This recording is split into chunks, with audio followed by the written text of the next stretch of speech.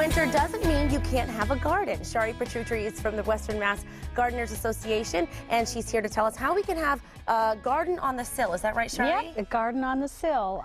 In the winter time, I like to still keep growing things and eating healthy.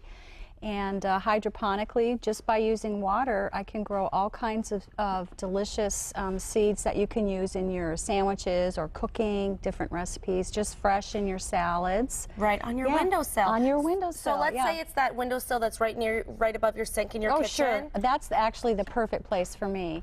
But some people don't always have a window right there, but they can use a window that is high enough off the, high enough up where it'll get not be in the way of little children or pets that might knock it off. So the requirements are that it needs sunlight, of course. It needs sunlight, and it needs an average temperature between 72 degrees and 78 degrees. Now, it does get cool at night, but what I do is just cover mine with a little very clean dish towel at night to help regulate the temperature. From those drafty windows. The warmth in. Okay. And if your windowsill's not wide enough, you can just put a narrow table next to a window, and that will work too. Oh, that's a good idea. So that'll get enough light. Okay, so once you determine where you're going to have it in your home, then you have to find the right containers to put them in. That's right. I have enough light in my home where I can use a bowl such as this. And it gets plenty of light. You can use clear bowls too, which are actually even better. I like these because they're hand turned on the pottery wheel and they have ridges, so after I've soaked the seeds, I spread them around inside the bowl and they stay there, and then they sprout really nicely. And they're pretty. And they're actually nice. Beautiful. And when you're making your sandwich or cooking, they're so easy. I don't pick them up with my hands. I actually use chopsticks, and I ask everybody in the family to do the same, to keep germs off of these, because you are going to eat them. So don't use your hands, no matter how clean you think your hands are. We use a fork or some chopsticks. And to keep them growing and healthy, you just need to spritz them once they've started.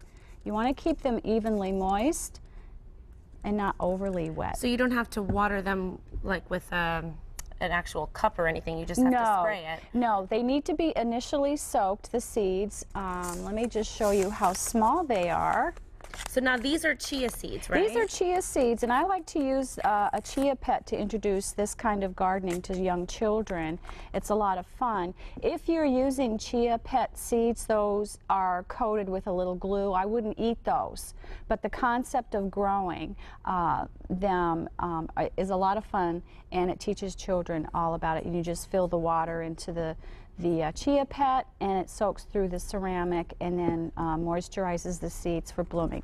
But I don't know if you can see here, they're very small. Can you see that?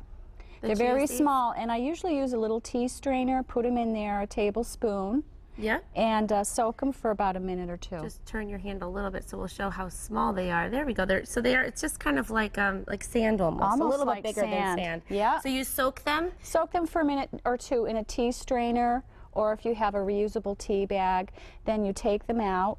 You don't want the excess moisture hanging around on them. And you save these in an airtight container or plastic bag, and these would be spread around inside. And after 1 to 2 weeks, depending on how big the seed is, they start to sprout, and that's why we call them sprouts. So right here we have broccoli sprouts, alfalfa sprouts, we have pea shoots, and these are lentils. They're not hard and dried like you see in those bags. But they're sprouted. You can see they're the sprouts on them. sprouting. They're delicious.